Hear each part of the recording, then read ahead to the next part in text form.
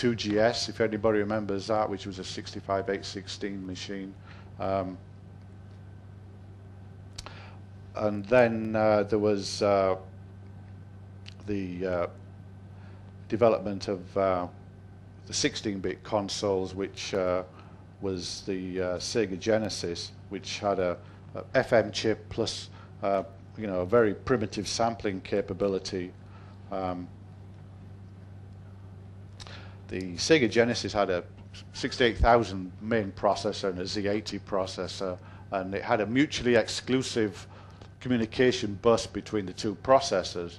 And so I used to tell everybody this whenever I was involved with Sega Genesis stuff, and I kept telling people, look, you have to be aware of this. You can't use the Z80, otherwise, we can't get any audio. So I remember this guy did a helicopter simulation on the Sega Genesis, and I said, so, okay, how are you doing this? And he said, I'm using the 68,000, and I'm using the Z80 to do some decompression of some graphics stuff, And I said, well, that's really wonderful, because that means you're going to get no audio out of this thing, So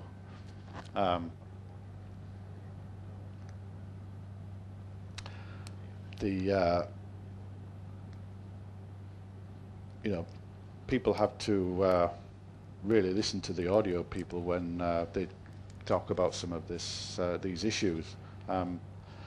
After the Sega Genesis, there was a thing called the Super Nintendo, which was also had a kind of a primitive sampling capability, and then the 32-bit machines came out. The PS1, there was a thing called the Atari Jaguar, there was a thing called the handheld Lynx, which was developed by the same guys, Dave Needle and R.J. Michael. I have a really funny story about Dave Needle, but I couldn't tell it here. If anybody wants to ask me, they can come and see me afterwards. Because those guys were also involved with the development of the 3DO machine, which was Trip Hawkins left Electronic Arts to form 3DO, and his vision was this whole kind of, originally he wanted to call the box Medio, because his vision was, there was audio, there was video, and then he wanted this thing for media, interactive media, and so he wanted to call the box Medio. He had this thing about audio, video, and then something for, to replace it. And he wanted the 3DO box to become this open standard like a video machine. And Dave Needle and R.J. Michael were involved in the development of the 3DO box, and they were also consulting me at that time about what kind of hardware to put in the 3DO box, and we were going to use FM chip because that was the state of the art at the time.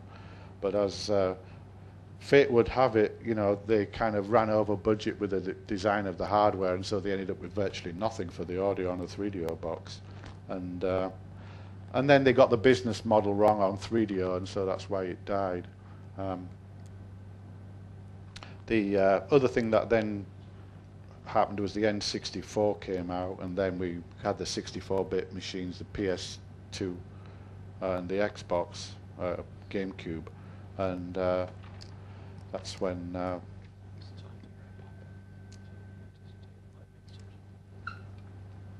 that's where we are with the business today. So, we have about 10 minutes left, and okay, we have 5 minutes left. 5 minutes. Okay.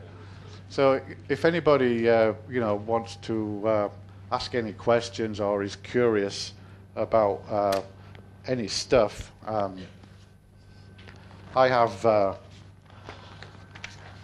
an example of a printout of a couple of things here, of a little bit of source code and some music data from the C64. I have some example of some Z80 code. Is anybody a Z80 process? Z80? I shouldn't say Z80. Z80 programmers here?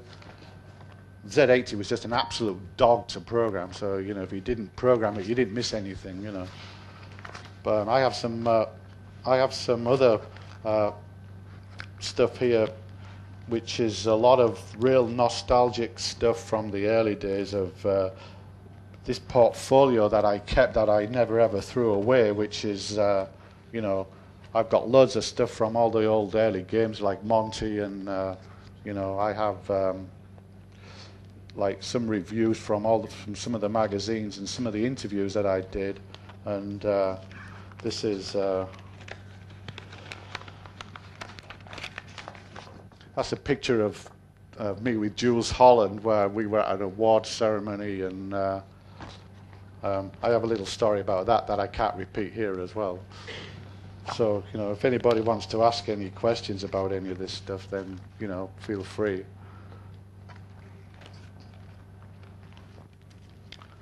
Okay, no questions. I guess we don't have enough time for that, but maybe afterwards. Yeah, okay. Second, yeah. Seminar you're holding. Yeah, okay. We can take a look at outside of that. Okay. So I guess that's it. They want to get everybody out from, get things set up for the next.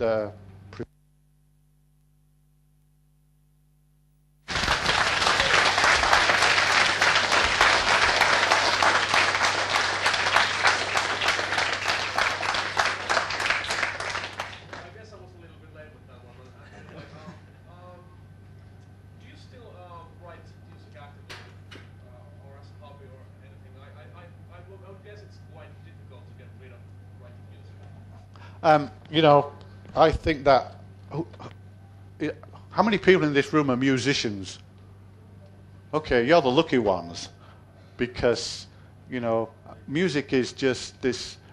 It's like a journey through life where you really start off learning about music and doing things, and you go to bed with dreams of music, doing things, and you really have no idea where it's going to lead to, or what you're going to do with it, and it stays in your blood, becomes part of your genetic makeup or something. It stays in your blood and it never ever goes. I started when I was like 5 years old. I wrote a tune on the piano, and then like my parents thought, "What the hell's he doing?" I didn't know anything. I was just 5 years old. I didn't know anything about music, but I wrote a little tune. They thought, well, better, get him a piano. But I went to university as well to do electronics, and I hated it. I spent all my time in the music department playing the piano. What the hell am I doing here? But, and so I left there and I just went into a band straight away and started playing music. So the answer to your question, what I'm saying is that, yes, this thing stays in your blood all your life. And I've started playing music again. I went through I wrote an awful lot of music between, 1980. I wrote before I did C64 stuff. I wrote a lot of music before then as well. So I'd always been composing a lot of music. But between 1980 and round about 1995, I just wrote an absolute bloody ton, and I got completely fried. I got completely burnt out writing music, and since then I haven't actively, sat down and created projects for myself. But that doesn't mean to say that I won't do it again, because, like I say, I think this thing stays in your blood, becomes part of you, you get into different kind of things, and you go in different directions. You morph off into this direction, So I think that at some stage I will probably start writing again. Yeah.